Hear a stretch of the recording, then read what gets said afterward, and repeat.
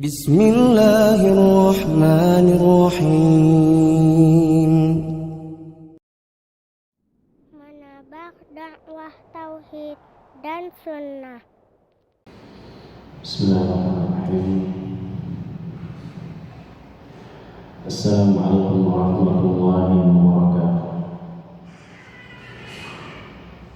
Innal hamdalillah nahmaduhu wa nasta'inuhu wa nastaghfiruh wa na'udzu billahi min shururi anfusina wa min sayyiati a'malina. Man yahdihillahu fala mudilla lahu wa man yudlilhu fala hadiya lahu. Asyhadu an la ilaha illallah wahdahu la syarika lahu wa asyhadu anna Muhammadan abduhu wa rasuluhu la nabiyya ba'dahu. Allahumma salli wa sallim وزد وبارك وأنعم على عبدك ورسولك محمد بن عبد الله عليه أفضل الصلاة وأتم التسليمات، والصلاة والسلام على آله وأصحابه ومن سار على نهجه وتمسك بسنته إلى يوم الدين. يقول الله عز وجل: يا أيها الذين آمنوا اتقوا الله حق تقاته ولا تموتن إلا وأنتم مسلمون. يا أيها الناس اتقوا ربكم الذي خلقكم من نفس واحدة وخلق منها زوجها وبث منهما رجالا كثيرا ونساء واتقوا الله الذي تساءلون به والأرحام إن الله كان عليكم رقيبا. يا أيها الذين آمنوا اتقوا الله وقولوا قولا سديدا يصلح لكم أعمالكم ويغفر لكم ذنوبكم ومن يطع الله ورسوله فقد فاز فوزا عظيما. أما بعد، فإن أصدق الحديث كتاب الله وخير الهدي هدي محمد صلى الله عليه وسلم وشر الأمور محدثاتها فإن كل محدثة بدعة وكل بدعة ضلالة وكل ضلالة في النار. Para jamaah kaum muslimat wal akhwat yang semoga senantiasa dirahmati oleh Allah Subhanahu wa taala, kita bersyukur kepada Allah Subhanahu wa taala di kesempatan yang longgar ini, di hari libur ini kita masih bisa diberikan kesempatan oleh Allah Subhanahu wa taala untuk memanfaatkan hari libur dengan menghadiri majelis yang semoga dijadikan sebagaimana yang Nabi sallallahu alaihi wasallam katakan, "Wa majtama'a qaumun fi baitin min buyutillah yatluna kitaballah wa yatadarasunahu bainahum illa nazalat alaihimus sakinah wa ghasyiyatuhumur rahmah wa haffathumul malaikah wa dzakarahumullahu fi man 'indah." Atau kama qala alaihi salatu wassalam. Nabi sallallahu alaihi wasallam mengatakan, tidaklah berkumpul suatu kaum di rumah dari rumah-rumah Allah Subhanahu wa taala, yakni masjid-masjid Allah Subhanahu wa taala, yang mereka membaca Al-Qur'an, kemudian mereka saling mengajarkan satu dengan yang lainnya, kecuali akan turun ketenangan. Kemudian mereka akan diliputi kasih sayang di antara mereka. Kemudian juga akan dinaungi oleh para malaikat. Dan juga Nabi SAW katakan, Allah Subhanahu wa taala akan menyebut-nyebut mereka Kemudian salawat dan salam semoga senantiasa tercurahkan kepada Nabi kita Nabi Muhammad sallallahu alaihi wasallam, suri tauladan, qudwah hasanah kita semuanya, yang semoga Allah Subhanahu wa taala mengumpulkan kita bersama beliau kelak pada hari kiamat. Para jemaah kaum muslimat yang semoga senantiasa dimuliakan oleh Allah Subhanahu wa taala. Insyaallah pada kesempatan kali ini pertemuan perdana ya, untuk kajian rutin hari Kamis, untuk kajian kita nanti bisa disiapkan minimal matanya ya. Nanti insyaallah bisa berkoordinasi dengan DKM setelah kajian.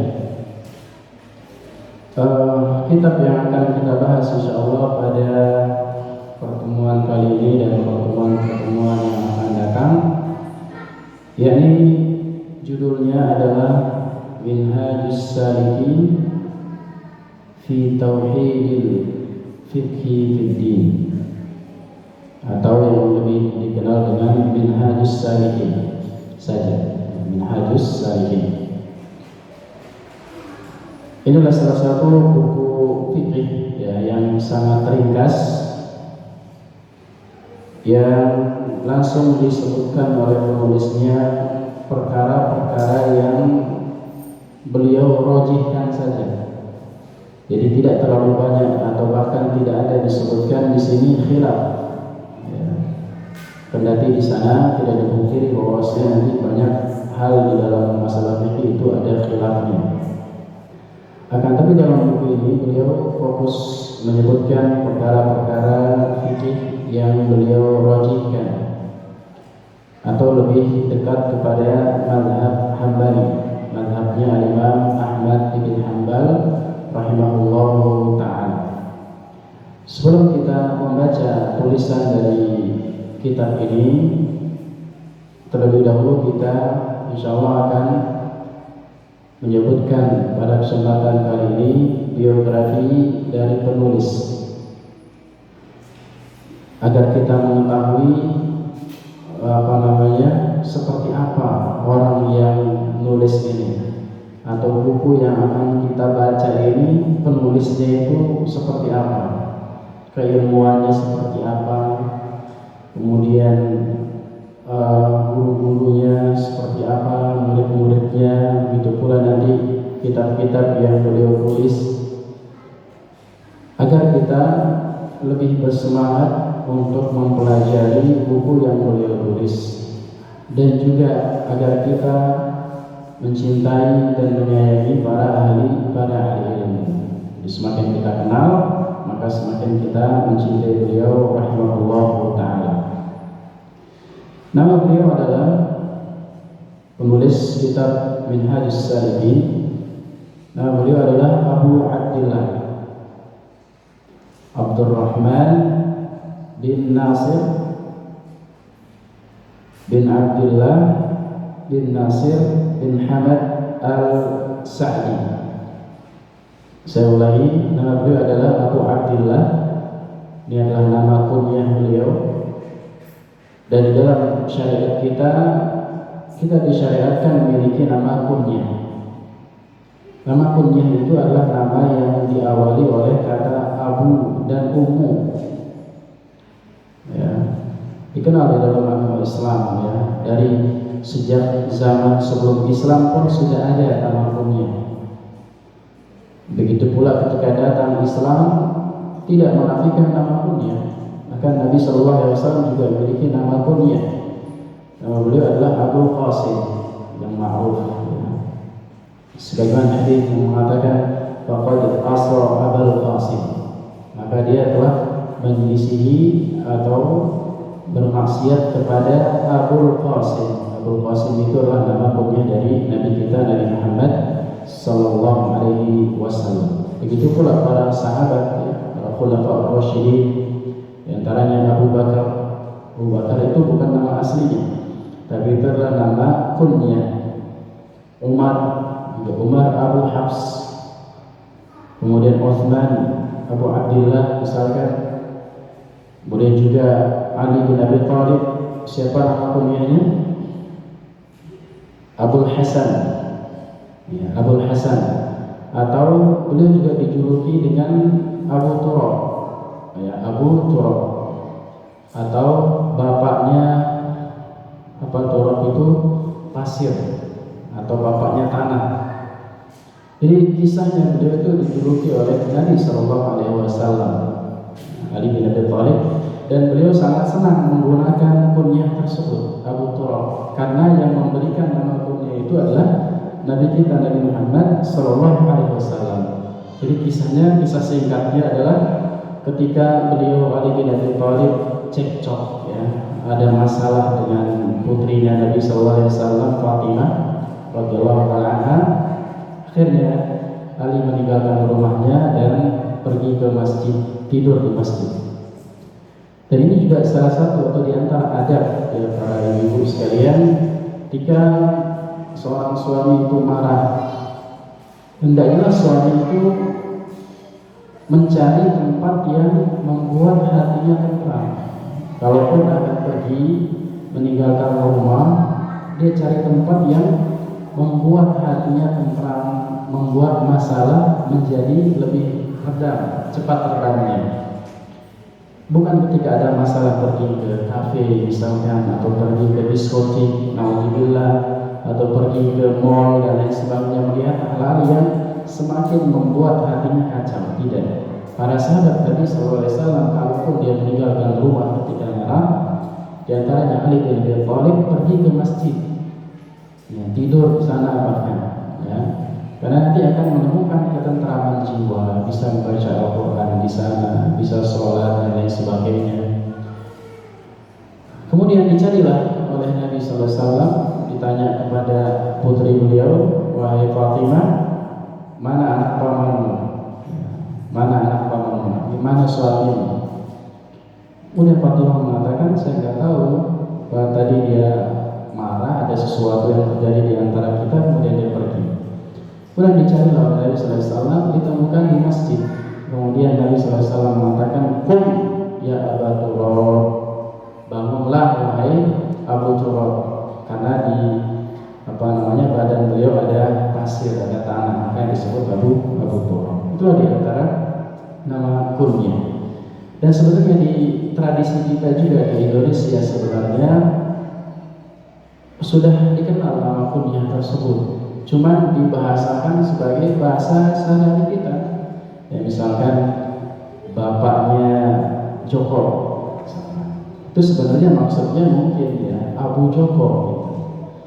Atau emaknya siapa, tinggal dibahasakan saja menjadi Abu Joko misalkan, atau Ummu Joko dan lain sebagainya.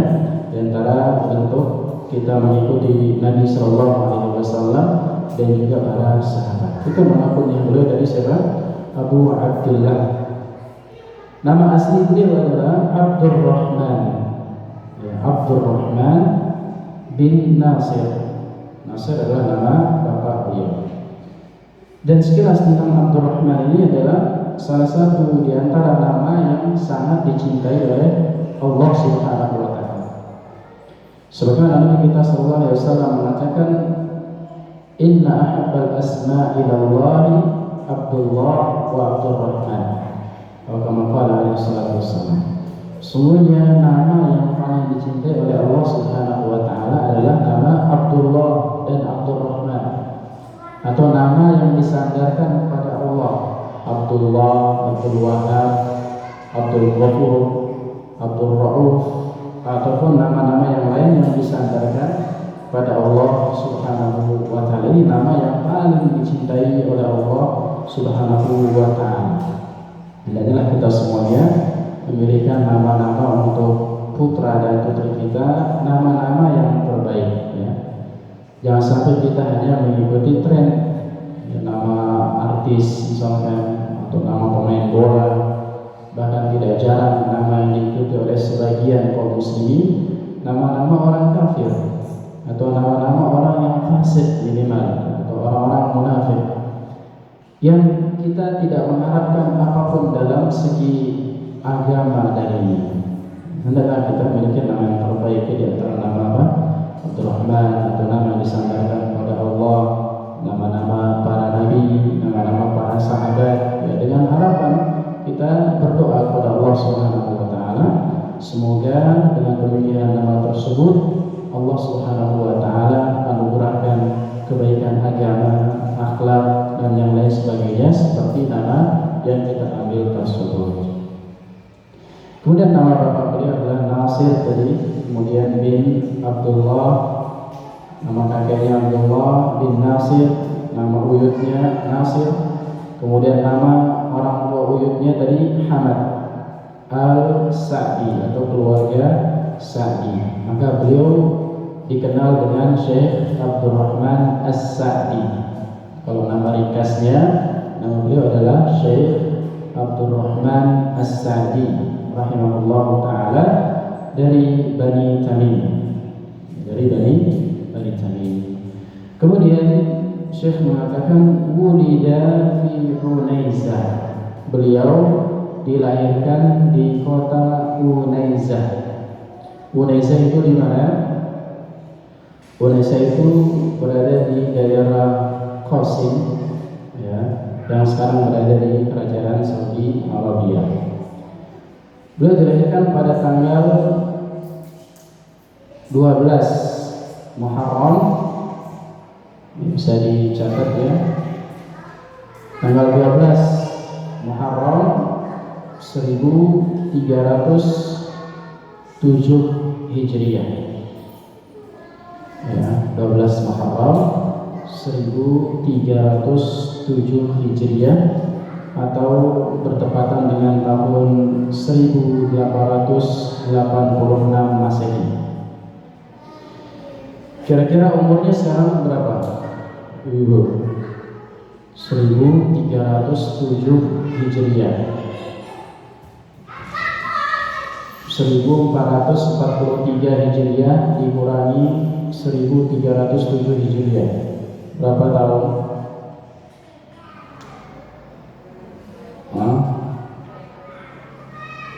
Berapa Bu?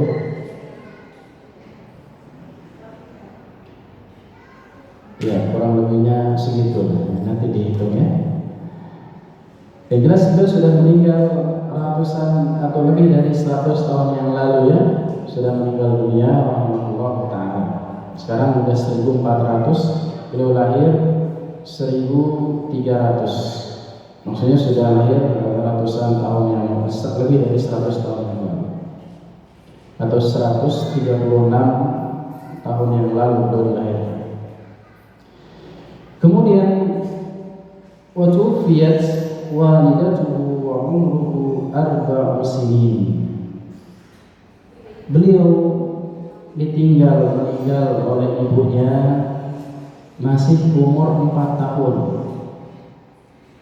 Tsumma tufiya waliduhu wa umruhu 7 sanawat. Kemudian juga beliau ditinggal bapaknya sejak umur 7 tahun. Bayangkan ibu, seorang anak piatu ya, umur 4 tahun, kemudian jadi yatim juga di umur 7 tahun. Namun para akhwat sekalian yang dimuliakan oleh Allah Subhanahu wa taala, terkadang seseorang diuji dengan kekurangan harta ataupun kekurangan kasih sayang orang tua, namun tidak mematahkan semangatnya untuk menuntut ilmu.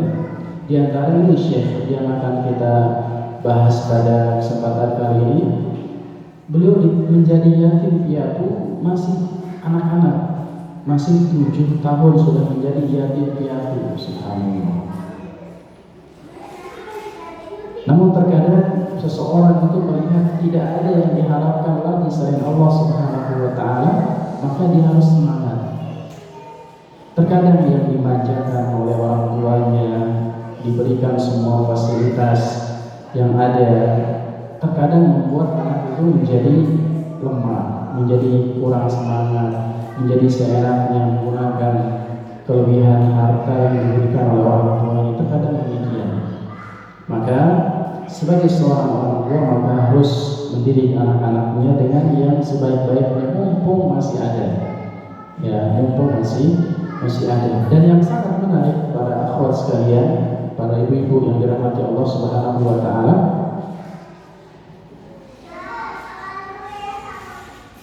yang mendidik Syekh, perhatikan di sini disebutkan wa kafalathu zaujatu walidihi wa haddathu katsiran. Yang mendidik Syekh Abdurrahman ibn Nasir As-Sa'di ini adalah ibu sambungnya.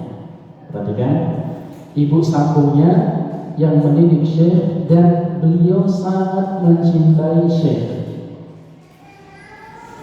Terkadang terjadi hal yang realita di kalangan masyarakat, banyak sekali bapak sambung atau ibu sambung, ya, atau yang dinamakan bapak tiri atau ibu tiri itu tidak terlalu perhatian kepada anak tirinya atau anak sambungnya, lebih mementingkan anaknya sendiri atau anak keturunannya sendiri. Terkadang demikian.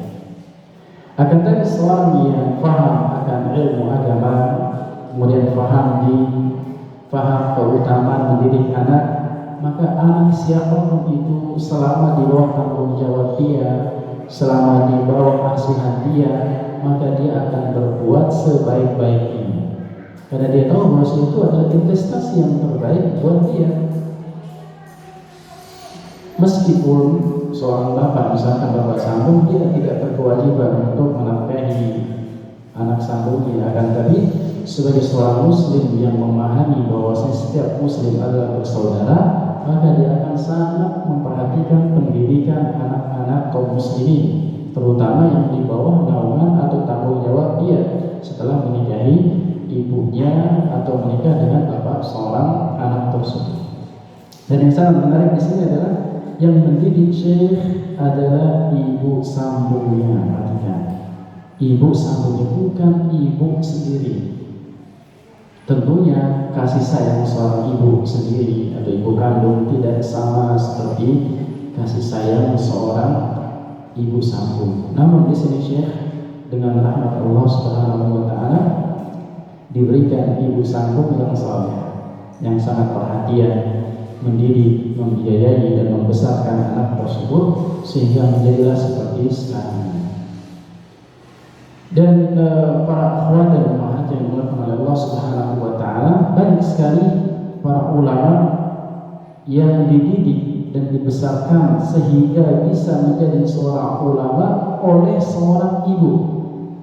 Jadi jangan meremehkan seorang wanita atau ibu-ibu sebagai seorang wanita, jangan merasa lemah, jangan merasa tidak bisa berbuat apa-apa. Tentunya seorang ibu ini adalah sebagaimana dikatakan oleh seorang penyair Arab, mengatakan an-nisa'u masanihur rijal. Perempuan atau wanita-wanita itu adalah pabriknya laki-laki. Fa idza salahatil mar'atu salahal bait wal mujtama'. Apabila wanita itu baik, apabila wanita itu bagus, maka rumah akan bagus, rumah tangga akan bagus, dan masyarakat akan menjadi bagus.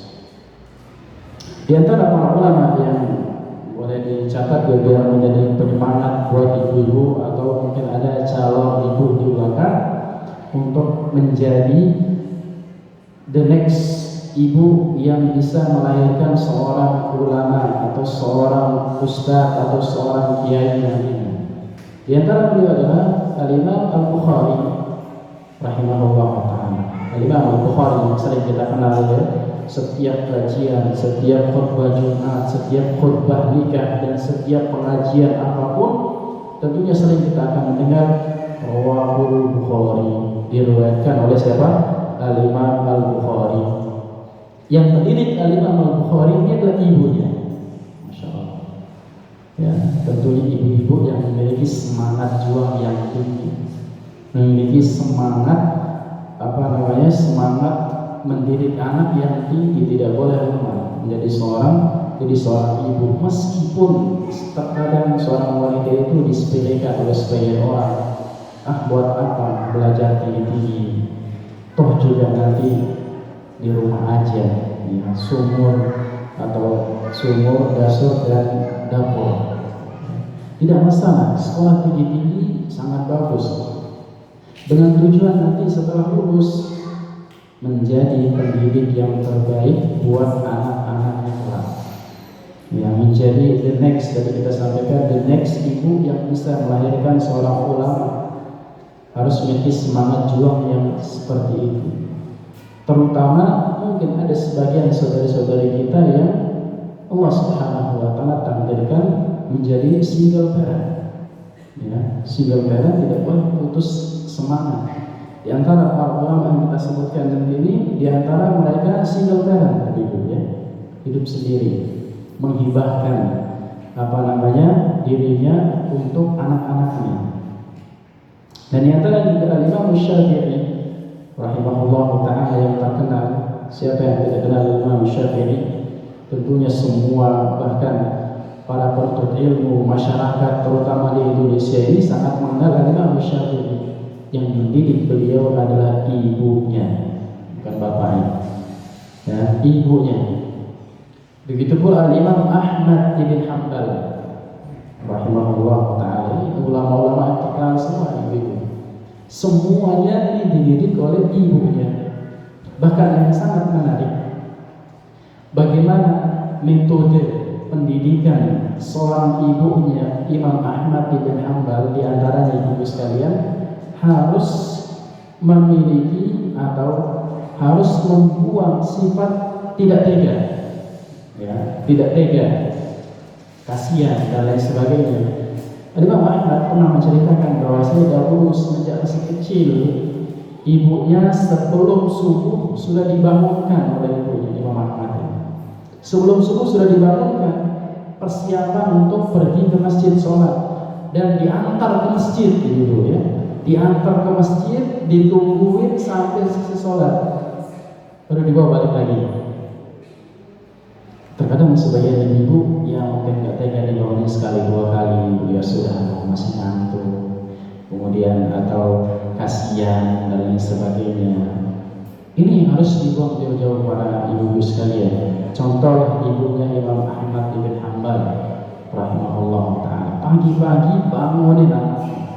Sebelum subuh dibangunin, dia nanti akan terbiasa dia bangun pagi. Karena Rasulullah SAW menjelaskan bahwasanya seorang akan diberkahi ketika dia bangun pagi, diberkahi oleh Allah Subhanahu wa taala. Bila di antara kegigihan seorang ibunya Imam Ahmad bin Hanbal sehingga bisa mencetak dengan izin Allah Subhanahu wa taala seorang ulama yang sampai detik ini masih dikenal oleh kaum muslimin. Seorang ibu, ya, dididik kemudian berjuang mati-matian, dan beliau dikisahkan bahwasanya bukan seorang yang berada. Keluarga Imam Ahmad bin Hanbal bukan orang kaya, orang yang biasa-biasa saja, ya, orang yang miskin, boleh dikatakan orang miskin, namun semangat juang tinggi. Begitu pula Al-Imam Al-Hafidh Ibn Hajar Al-Asqalani. Pernah dengar ibu? Imam Al-Hafidh Ibn Hajar Al-Asqalani juga seorang ulama yang terkenal. Kemudian juga Al-Imam Ibn Taimiyah. Ya, Ibn Taimiyah ada kenal ibu? Sering kita dengar Syekhul Islam Ibn Taimiyah rahimahullah ta'ala. Ini juga dididik oleh ibunya. Dan ternyata Taimiyah ini adalah nama ibunya, ya, karena ibunya sangat gigih mendidik dia. Kemudian dia sangat dekat dengan anaknya, dijuluki atau dinisbatkan kepada ibu Ibnu Taimiyah. Ya. Kemudian juga yang sedang kita bahasnya adalah Syekh Abdurrahman Ibn Nasir As-Sa'di, juga dididik oleh ibunya, bahkan ibu sambungnya. Subhanallah, betapa gigihnya ibu sambungnya. Kemudian yang lain juga ulama abad sekarang adalah yang sudah meninggal juga Ibnu Baz rahimahullah ta'ala. Dan kita oleh para ibu sekalian bahwasanya Nabi SAW mengatakan al-ummu madrasatul ula lil aulad. Seorang ibu ini adalah madrasah pendidikan yang pertama untuk anak-anaknya.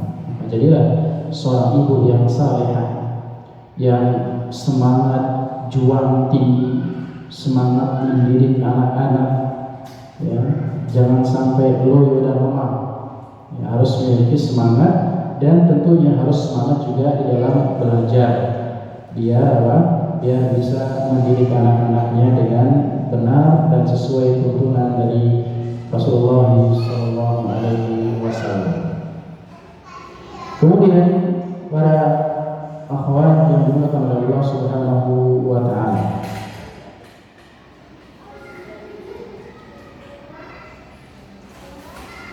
kemudian Syekh Muhammad bin Nasir As-Sa'di rahimahullah taala, beliau tumbuh dengan pertumbuhan yang bagus karena pendidikan yang bagus dan keturunan dari orang yang saleh. Bapaknya adalah seorang ulama, seorang ahli ilmu. Maka beliau masih kecil sudah menghafal Al-Quran. Disebutkan bahwa sebelum umur 18 tahun beliau sudah menghafal Al-Quran. 18 tahun itu kira-kira SMA mungkin ya, atau baru lulus SMA sekarang. Sudah menghafal Al-Quran. Dan ini diantara kebiasaan para ulama sejak zaman dahulu. Fokus utama dan pelajaran yang paling utama adalah menghafal Al-Quran. Sebelum mempelajari ilmu-ilmu yang lain, sebelum mempelajari ilmu hadis, ilmu fiqh, ilmu-ilmu yang lain, maka fokus utama adalah menghafal Al-Quran. Dan juga disebutkan oleh para ulama yang menjelaskan tentang biografi para ulama, banyak sekali ulama-ulama yang terkenal, yang populer, mereka menghafal Al-Quran itu masih kecil. Ya, ini buat penyemangat dan motivasi buat kita semuanya, terutama ibu-ibu, agar tahu fokus mana yang diutamakan di dalam mendidik anak. Ya, mana yang menjadi kita utamakan, didahulukan yang mana? Ya, dan di antara yang harus didahulukan adalah Al-Quran. Sebagaimana kebiasaan para ulama dan juga dulu para sahabat Nabi SAW ketika menghafal Al-Quran, turun 10 ayat dihafalkan dulu, kemudian diamalkan, baru mempelajari yang 10 ayat yang berikutnya. Ini di antara keutamaan-keutamaan dan kebiasaan-kebiasaan para ulama. Dan di antara para ulama yang menghafal Al-Quran sejak kecil, ya, di antaranya tadi adalah Syekh Muhammad bin Nasir As-Sa'di, umur sebelum 18 tahun. Dan juga Al-Imam Syafi'i, beliau dikenal menghafal Al-Quran masih umur 7 tahun. Masih, ya, kalau sekarang mungkin baru masuk SD mungkin ya, atau baru kelas 1 SD. Dan juga yang terkenal juga Al-Imam Abu Ja'far Muhammad ibn Jarir At-Tabari.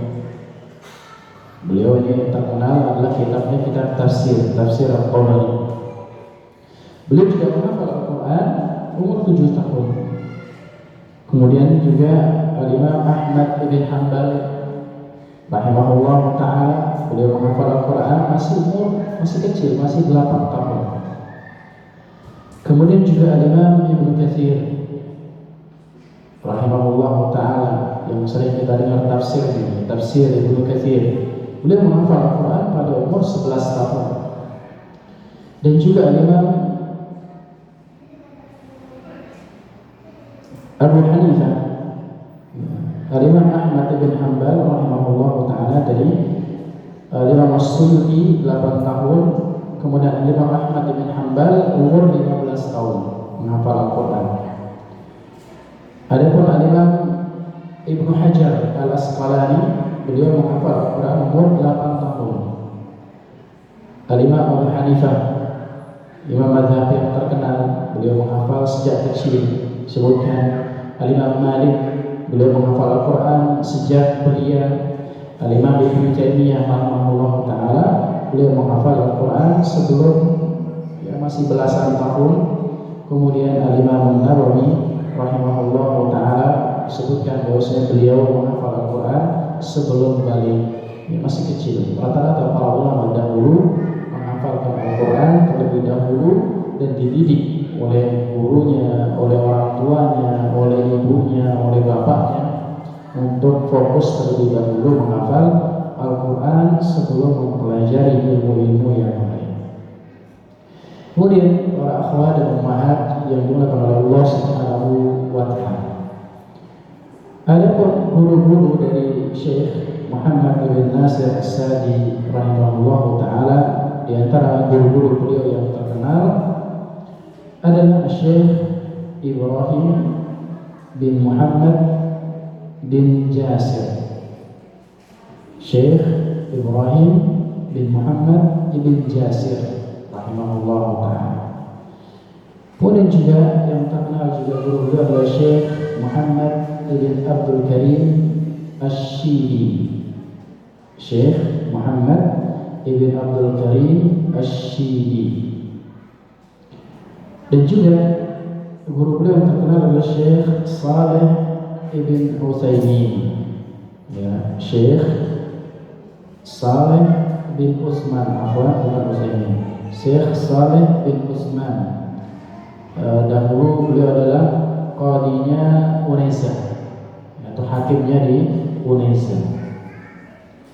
Kemudian juga di antara guru beliau adalah Syekh Muhammad As-Sinqiti yang tinggal di Hijaz, dan banyak sekali guru-guru beliau disebutkan oleh para ulama yang menunjukkan kegigihan beliau di dalam menuntut ilmu, tidak mencukupkan diri dengan satu atau dua guru saja. Semuanya dipelajari, diambil ilmu dari para ulama yang ada di zaman beliau rahimahullahu ta'ala. Dan juga beliau sangat sangat menggemari karya-karya dari dua ulama yang fenomenal. Beliau sangat banyak membaca dan memutalaah dari karangan-karangan dari Syekhul Islam Ibnu Taimiyah rahimahullahu ta'ala, dan juga dari murid beliau, murid Al-Imam Ibnu Taimiyah, yaitu Ibnu Qayyim Al-Jauziyah rahimahullahu ta'ala.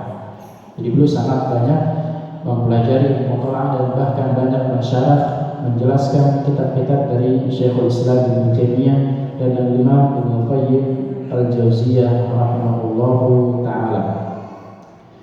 Kemudian para akhwat dan ummahat yang dimuliakan oleh Allah Subhanahu wa ta'ala, berikutnya di antara karya-karya yang sangat banyak sekali yang dihasilkan oleh Syekh Muhammad atau Syekh Abdurrahman ibn Nasir As-Sa'di rahimahullahu ta'ala, yang sampai saat ini masih dipelajari. Beliau sudah meninggal dunia, dan ini diantara keutamaan para ulama, para ahli ilmu yang ikhlas pada Allah Subhanahu wa ta'ala, meskipun sudah tidak ada, meskipun sudah meninggal dunia, masih disebut-sebut namanya, ya, masih dikenal, masih dipelajari tulisan-tulisannya, sehingga bisa menjadi amal jariah buat penulisnya tersebut, buat syekh tersebut. Ini di antara keutamaan kita mempelajari agama Islam, mengajarkan dan mendakwahkan agama Islam, mengajarkan ilmu, sehingga di dalam ayat Allah Subhanahu wa ta'ala mengatakan, yarfa'ullahu alladhina amanu minkum wa utul ilma darajat. Dan Allah Subhanahu wa ta'ala akan mengangkat, ya, orang-orang yang beriman di antara kalian dan orang-orang ahli ilmu berapa derajat. Ini diangkat oleh Allah Subhanahu wa ta'ala, buah dari karya dan kegigihan beliau rahimahullahu ta'ala, dan juga karya-karya para ulama yang lainnya. Di antara tulisan beliau yang terkenal sampai saat ini adalah, di antara yang pertama adalah kitab yang sedang kita baca, yaitu Minhajus Salikin. Ini adalah dalam bidang fikih, sangat ringkas dan sangat mudah untuk kita pelajari. Kemudian juga Al-Irsyad ila ma'rifatil ahkam, itu juga karya beliau. Kemudian ada Al-Qawaidul Hisan ada tanzihuddin dan yang lain sebagainya, disebutkan dalam sebuah risalah, dalam sebuah tulisan, ada 23 dari karangan beliau yang sudah tercetak. Nanti mungkin ada terjemahannya, bisa dicari nanti di toko-toko buku, tanya saja, mungkin bisa menanyakan mana nih tulisan Syekh As-Sa'di yang terjemahannya seperti itu. Kayaknya yang akan kita pelajari ini juga sudah ada terjemahannya bagi yang mau mengambil faedah yang lebih. Kemudian juga para jamaah yang dimuliakan oleh Allah Subhanahu wa taala, di antara murid beliau yang terkenal. Nah, sekarang kita berbicara muridnya. Dan biasanya seorang murid itu menunjukkan betapa keilmuan seorang gurunya. Murid beliau yang sangat terkenal dan yang sering kita dengar hari-hari ini fatwa-fatwanya atau tulisan-tulisannya dipelajari di berbagai pesantren-pesantren dan masjid-masjid, yaitu Syekh Muhammad ibn Saleh Al-Utsaimin rahimahullah ta'ala. Ini adalah salah satu murid beliau yang terkenal, ya, salah satu murid-murid beliau yang terkenal sampai saat ini dan sering kita dengar di di halaqah-halaqah. Syekh Muhammad bin Saleh Al-Utsaimin belajar dari Syekh Abdurrahman bin Nasir As-Sa'di, belajar ilmu tauhid, belajar ilmu tafsir, belajar ilmu hadis, fiqh, usul fiqh, ilmu waris, kemudian belajar mustalahul hadis, belajar nahwu dan belajar sharaf dan ilmu-ilmu yang lainnya. Jadi Syekh Muhammad bin Saleh Al-Utsaimin ini sangat menggemari dan sangat mengambil banyak sekali faedah dari Syekh Muhammad bin Nasir As-Sa'di rahimahullah. Ya, sehingga akwal-akwal beliau atau fatwa-fatwa beliau terkadang mirip dengan fatwanya Syekh Muhammad bin Nasir As-Sa'di rahimahullah ta'ala, dan itu adalah guru beliau yang sangat beliau gemari dan banyak sekali mengambil faedah dari gurunya tersebut.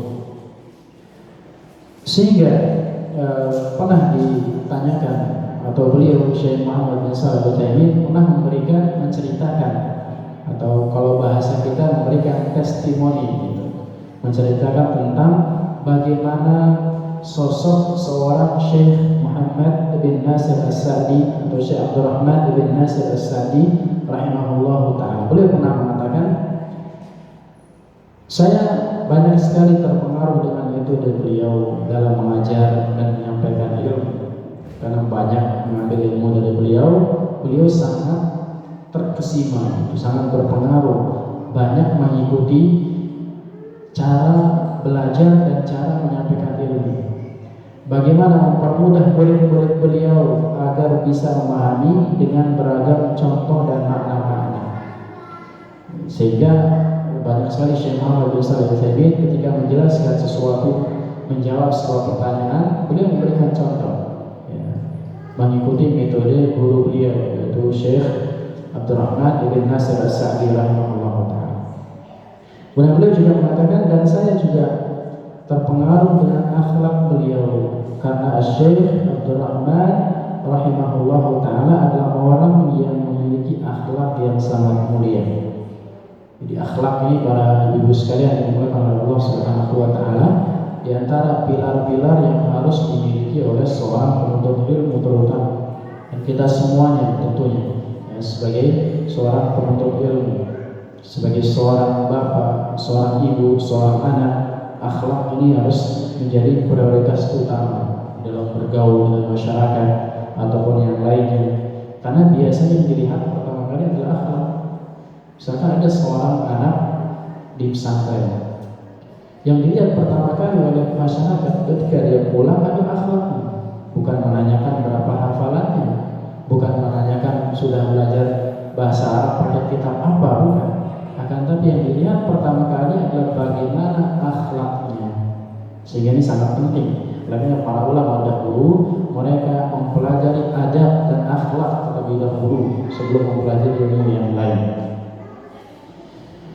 Kemudian Syekh juga mengatakan, Syekh Muhammad bin Shalih Al-Utsaimin mengatakan, beliau rahimahullah, maksudnya Syekh Abdurrahman bin Nasir As-Sa'di, banyak sekali ilmu dan ibadahnya. Jadi mengamalkan ilmu yang dia pelajari dan yang dia sampaikan dengan memperbanyak ibadah. Beliau juga terkadang bersendagurau dengan yang lebih mudah. Artinya dia ramah gitu. Ya, tidak kaku atau tidak mulu-mulu apa serius, tidak. Jadi kadang ada waktu bercanda, ramah. Karena ini juga menunjukkan akhlak, menyayangi yang muda dan menghormati yang tua. Ini juga termasuk akhlak yang sangat mulia.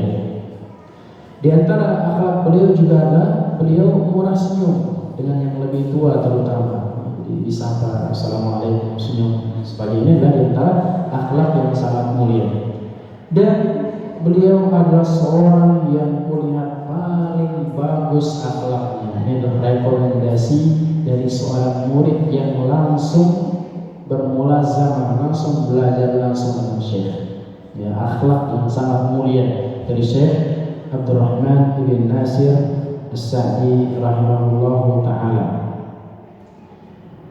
Bila para akhwat dan ummahat yang dimuliakan oleh Allah Subhanahu wa ta'ala, di antara murid beliau yang sangat terkenal, yang tentunya di dalam kitab ini juga disebutkan ada sekitar 21 bahkan lebih murid-murid beliau yang mengambil ilmu dari beliau. Namun yang paling terkenal yang sering kita dengar namanya adalah Syekh Muhammad bin Shalih Al-Utsaimin rahimahullahu ta'ala.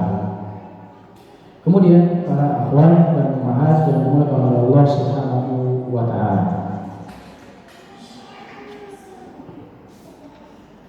beliau hidup dalam keadaan mulia sampai akhirnya beliau diwafatkan oleh Allah Subhanahu wa ta'ala pada tanggal 24 Jumadil Tsani tahun 1376 Hijriah. Beliau wafat tanggal 24 Jumadil Tsani 1376 Hijriah. Jadi umurnya berapa, Ibu? Ada yang tahu umur beliau? Lahir 1307 Hijriah, meninggal 1376 Hijriah. Berarti umurnya berapa?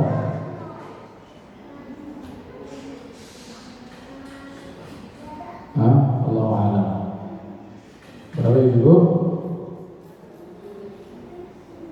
Sekitar 69 ya, kurang lebih ya, sekitar 60-an tahun, 69. Namun dengan umur yang segitu, para ibu sekalian yang dimuliakan oleh Allah Subhanahu wa ta'ala, beliau meninggalkan banyak sekali karya-karya, banyak sekali ilmu-ilmu yang sangat bermanfaat sampai sekarang. Ya, dalam bidang akidah, dalam bidang fikih, dalam bidang tafsir, juga beliau memiliki kitab tafsir yang terkenal juga yang berjudul At-Taisir Karimur Rahman, tafsir atau dikenal dengan tafsir As-Sa'di. Ini juga sering dipelajari di berbagai majelis-majelis yang menafsirkan Al-Quran secara ringkas. Beliau di antara metodenya adalah sangat ringkas dalam menjelaskan makna-makna Al-Quran.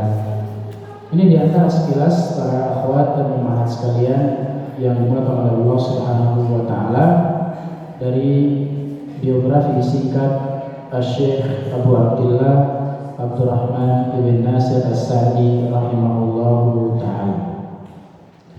Kemudian sebelum kita masuk kepada bab yang pertama dari buku ini, yaitu Kitab At-Taharah, terlebih dahulu kita akan membacakan muqaddimah yang disebutkan oleh Syekh Muhammad atau Syekh Abdurrahman bin Nasir As-Sa'di rahimahullahu ta'ala. Beliau mengatakan, qala al-mu'allif rahimahullahu ta'ala, bismillahirrahmanirrahim. Ini diantara kebiasaan para sahabat atau para ulama adalah memulai kitab beliau dengan bismillah. Tentunya ini mencontoh dari Al-Quran, karena semua Al-Quran selain surah At-Taubah atau surah Al-Baqarah semuanya dimulai dengan Bismillahirrahmanirrahim. Kemudian juga mencontoh Nabi Shallallahu Alaihi Wasallam, ya, di dalam memulai tulisan-tulisan beliau, memulai surat-surat beliau kepada para raja pada zaman tersebut, memulai perjanjian beliau, perjanjian Hudaybiyah dan seterusnya, beliau memulai dengan Bismillah. Dan juga mengikuti sabda Nabi Shallallahu Alaihi Wasallam yang beliau Rasulullah SAW mengatakan, segala perkara yang tidak dimulai dengan basmalah maka faqad abtar, maka dia telah terputus dari rahmat Allah Subhanahu wa taala dan terputus dari rahmat Allah Subhanahu wa taala. Maka beliau rahimahullah taala memulai tulisan beliau dengan Bismillahirrahmanirrahim. Kemudian beliau mengatakan wa bihi nasta'in, dan kita beristi'anah, memohon pertolongan kepada Allah Subhanahu wa taala, memohon keberkahan dengan memulai dengan basmalah ini. Jadi di antara tabarruk yang syar'i atau mencari keberkahan, atau dalam bahasa yang populer pada zaman sekarang, ngalap berkah itu dengan Bismillahirrahmanirrahim di dalam memulai semua kegiatan kita.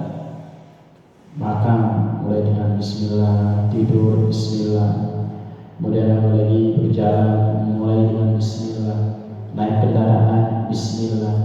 Semua kegiatan kita yang baik kita gunakan Bismillah, berwudu Bismillah dan seterusnya. Maka ini diantara kita mencari keberkahan dari Allah Subhanahu wa taala. Kemudian beliau mengatakan, Alhamdulillah nahmaduhu wa nasta'inuhu wa nastaghfiruhu wa natubu ilaih. Segala puji bagi Allah Subhanahu wa taala. Nahmaduhu, kita memujinya, wa nasta'inuhu, dan kita memohon pertolongan kepadanya, kepada Allah Subhanahu wa taala.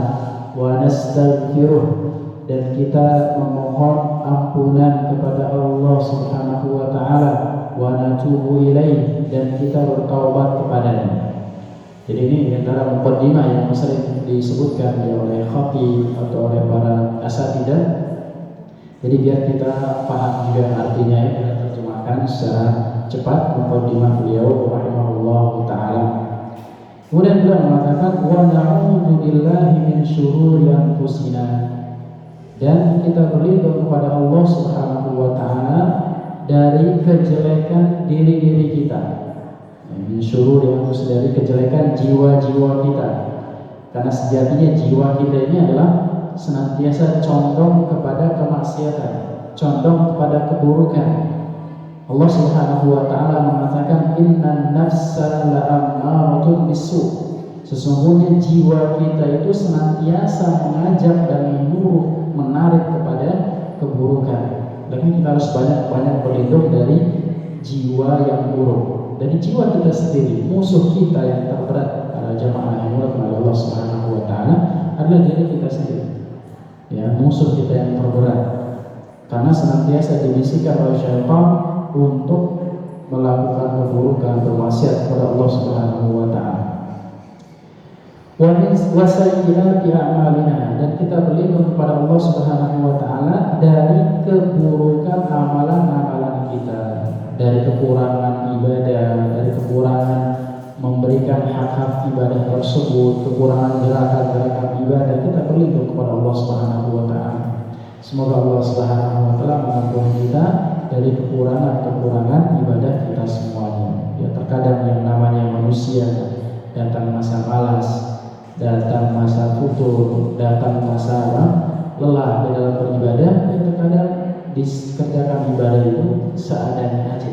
Maka ini kita harus berlindung kepada Allah Subhanahu wa taala, dan kita senantiasa berdoa kepada Allah Subhanahu wa taala agar diberikan semangat di dalam beribadah kepada Allah Subhanahu wa taala. May yahdihillah fala mudhillalah. Siapa saja yang telah diberikan hidayah oleh Allah Subhanahu wa taala, fala mudhillalah, maka tidak ada seorang pun yang mampu menyesatkannya. Hidayah itu ada di tangan Allah Subhanahu wa taala. Ya. Minta hidayah kepada Allah Subhanahu wa taala, terus minta hidayah kepada Allah Subhanahu wa taala sampai kita mati. Karena kita tidak pernah tahu kapan hidayah itu akan dicabut oleh Allah Subhanahu wa taala. Alhamdulillah. Di antara cara menjaga hidayah dari Allah Subhanahu wa taala adalah banyak berdoa kepada Allah Subhanahu wa taala. Berdoa kepada Allah Subhanahu wa taala, minta untuk diberikan hidayah. Dan juga di antara cara menjaga hidayah adalah dengan menggunakan kesempatan yang saat ini untuk beribadah kepada Allah Subhanahu wa taala. Mumpung hidayah masih ada di dalam diri kita, kita gunakan untuk beribadah. Kita banyak-banyak berdoa kepada Allah Subhanahu wa taala hidayah tersebut. Wa may yudlilhu fala hadiyalah. Sebaliknya, barang siapa yang disesatkan oleh Allah Subhanahu wa taala, fala hadiyalah, tidak ada yang mampu untuk memberikan dia hidayah. Bahkan Nabi kita sallallahu alaihi wasallam dikatakan oleh Allah Subhanahu wa taala, innaka la tahdi man ahbabta. Engkau tidak mampu memberikan hidayah kepada siapa yang engkau kehendaki. Siapa yang kau cintai tidak akan memberikan kau hidayah. Tidak bisa kau berikan hidayah. Cuma bisa menyampaikan saja. Kita juga hanya bisa menyampaikan. Tidak bisa kita berikan hidayah kepada siapapun. Ya.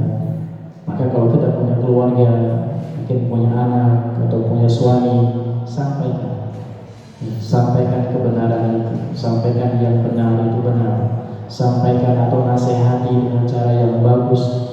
Kemudian di malam hari mintakan hidayah kepada Allah Subhanahu wa taala. Ya. Di siang hari kita mengatakan, wahai anakku, wahai suamiku, ingatlah kepada Allah Subhanahu wa taala. Di malam hari kita berdoa, ya Allah, rahmatilah suamiku, berikanlah hidayah kepada suamiku, berikanlah hidayah kepada anak-anakku. Kita minta kepada Allah Subhanahu wa taala, zat yang maha membolak-balikkan hati, zat yang mampu satu-satunya yang bisa berikan hidayah kepada siapa saja yang dikehendaki oleh Allah Subhanahu wa taala. Jangan sampai kita hanya mengandalkan apa? Mengandalkan kefasihan kita berbicara, mengandalkan ilmu yang kita miliki misalkan, atau jangan sampai kita hanya mengandalkan kemampuan kita semata. Semuanya harus kita sandarkan hanya kepada Allah Subhanahu wa taala. Kemudian beliau mengatakan, wa asyhadu an la ilaha illallah wahdahu la syarika. Dan aku bersaksi bahwasanya tidak ada sesembahan yang berhak untuk disembah dengan benar kecuali Allah Subhanahu wa taala, wahdahu la syarika, tidak ada sekutu baginya. Wa asyhadu anna Muhammadan abduhu wa rasuluhu, dan aku bersaksi juga bahwasanya Nabi Muhammad adalah hamba dan utusan Allah Subhanahu wa taala sallallahu alaihi wasallam. Kemudian amma ba'du, kemudian beliau mengatakan amma ba'du. Kemudian setelah itu, fahada kitabun mukhtasarun fil fiqhi. Ini adalah kitab yang akan kita pelajari ini, buku yang akan kita bahas adalah kitab yang ringkas, mukhtasar, ringkas di dalam bidang fikih. Jama'tu fihi bainal masail wad dalail. Saya kumpulkan, kata beliau, ya, antara pokok-pokok masalah fikih, kemudian disebutkan dalilnya.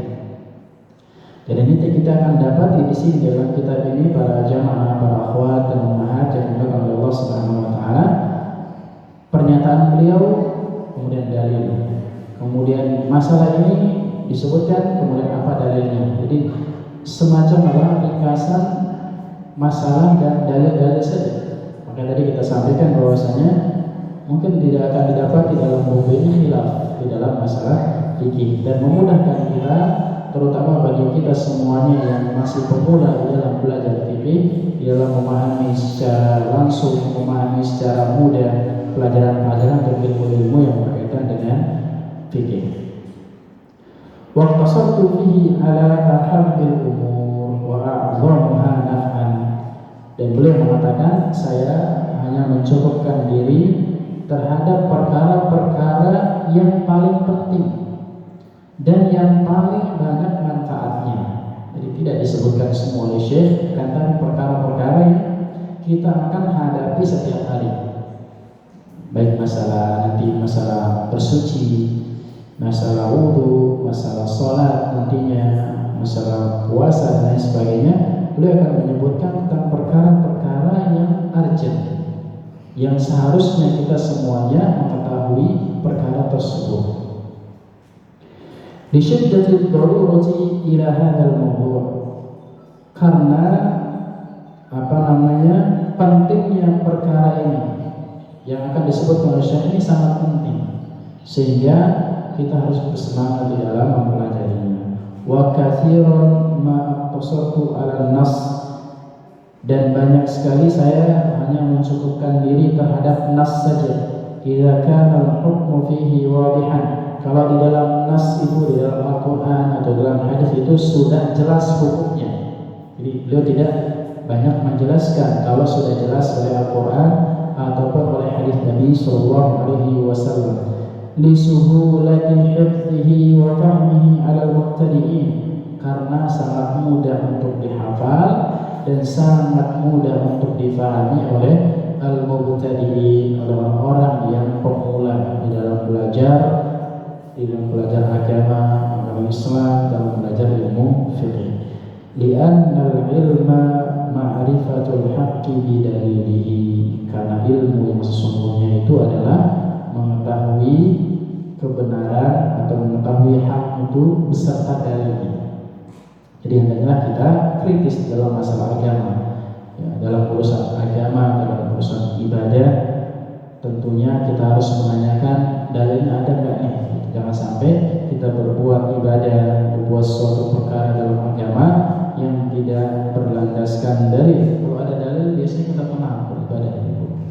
Ya, kalau kita tahu, apalagi yang mempelajari dalilnya, tenang dalam beribadah, karena kita yakin bahwasanya Nabi itu beribadah dulu seperti ini. Ya, sholatnya Nabi bagaimana cara mengangkat tangan, bagaimana di mana Nabi SAW meletakkan tangannya, kalau sujud seperti apa. Kalau kita mempelajari dalil-dalilnya, mempelajari tata cara yang diajar oleh Nabi, tenang kita beribadah, dan itu bisa membuat kita khusyuk di dalam beribadah. Kemudian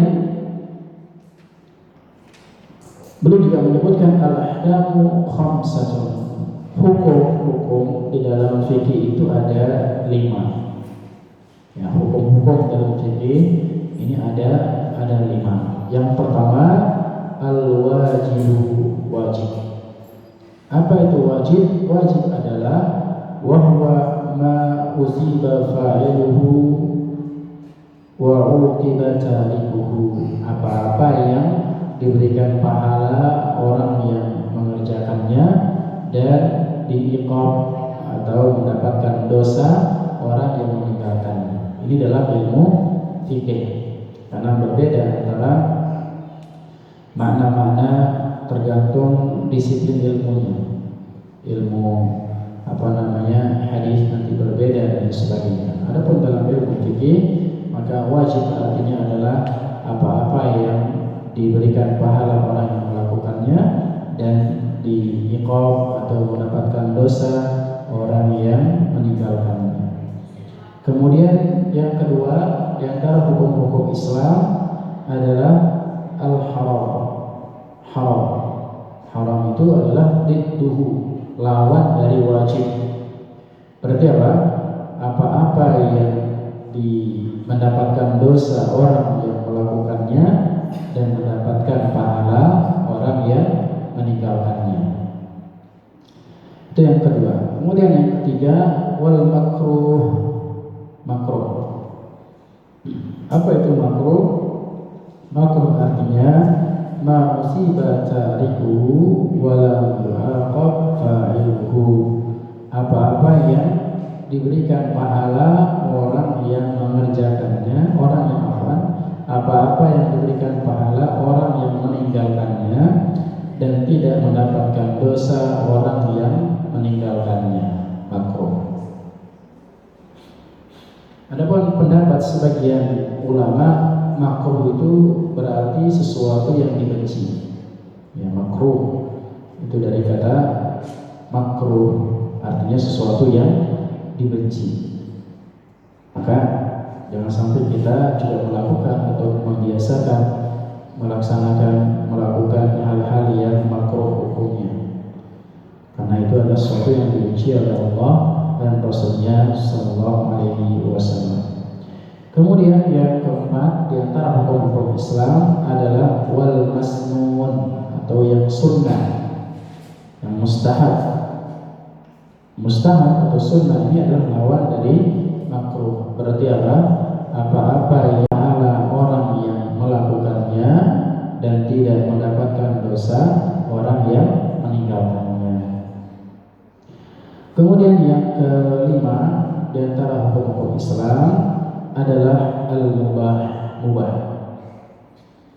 Apa itu mubah?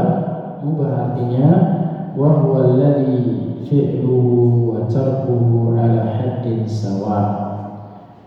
Mubah adalah apa-apa yang mengerjakan atau meninggalkannya sama saja, tidak mendapatkan pahala, tidak juga mendapatkan dosa. Jadi kelima hukum Islam sebagai dasar nanti kita mempelajari ilmu fikih, maka kita harus mengetahui terlebih dahulu kelima poin ini beserta makna-maknanya, artinya seperti apa, agar kita bisa lebih mudah untuk memahami apa yang akan dijelaskan oleh Syekh. Kemudian beliau mengatakan wa yajibu 'alal mukallaf an yata'allama minhu. Wajib bagi seorang yang mukallaf. Apa artinya mukallaf? Mukallaf artinya orang yang dibebani untuk beribadah.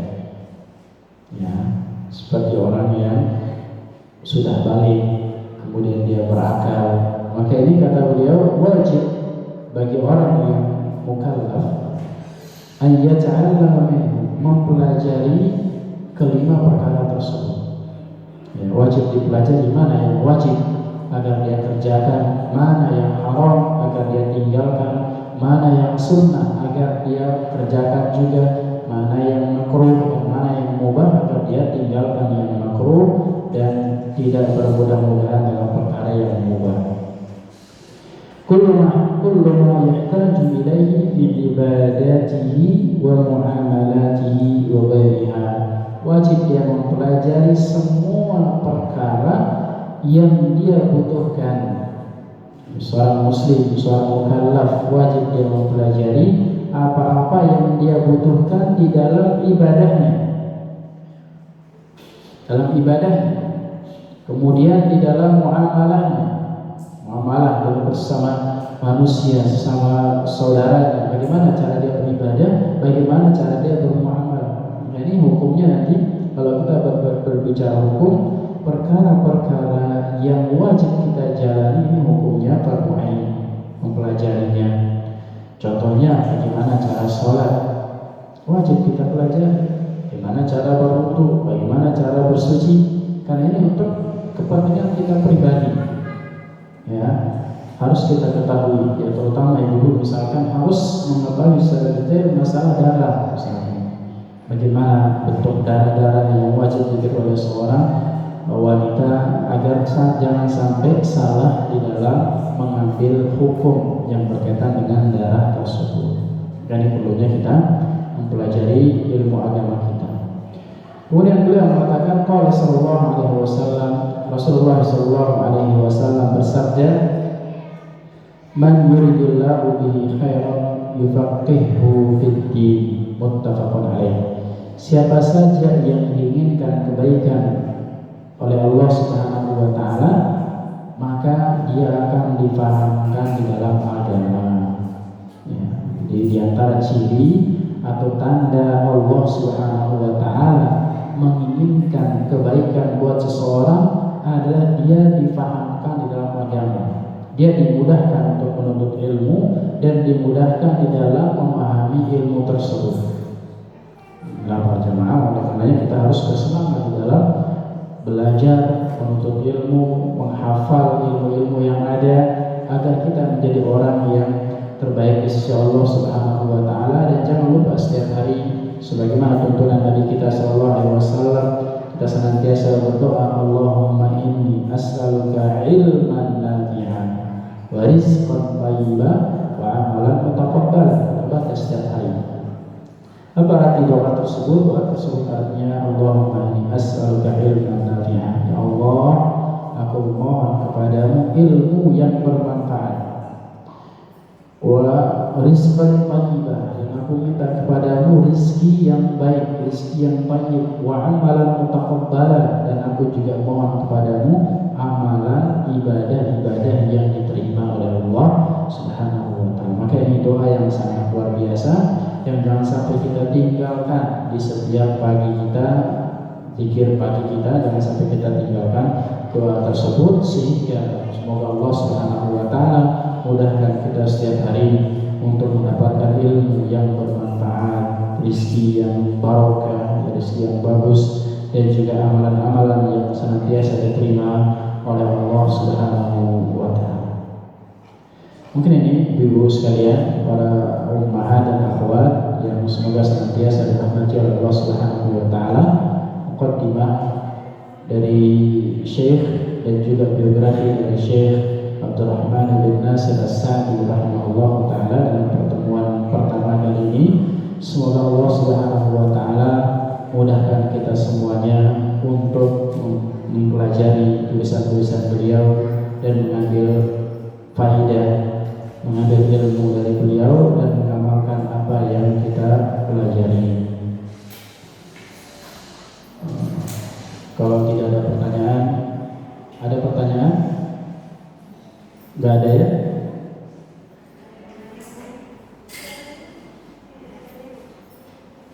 Yang ada pertanyaan silakan ditulis, tapi kalau tidak ada kita cukupkan. Tidak ada. Baik, insyaallah kita lanjutkan pada pertemuan berikutnya. Insyaallah setiap hari Kamis jam 9:30 jika tidak ada halangan. Semoga Allah Subhanahu wa taala mudahkan kita semuanya untuk menuntut ilmu, dan semoga diberikan ilmu yang bermanfaat dan ilmu yang barokah, dan kita dimudahkan untuk mengamalkan ilmu-ilmu yang kita pelajari. Subhanakallahumma wa bihamdika asyhadu an la ilaha illa anta astaghfiruka wa atubu ilaik. Wa akhiru da'wana alhamdulillahi rabbil alamin. Wassalamualaikum warahmatullahi wabarakatuh.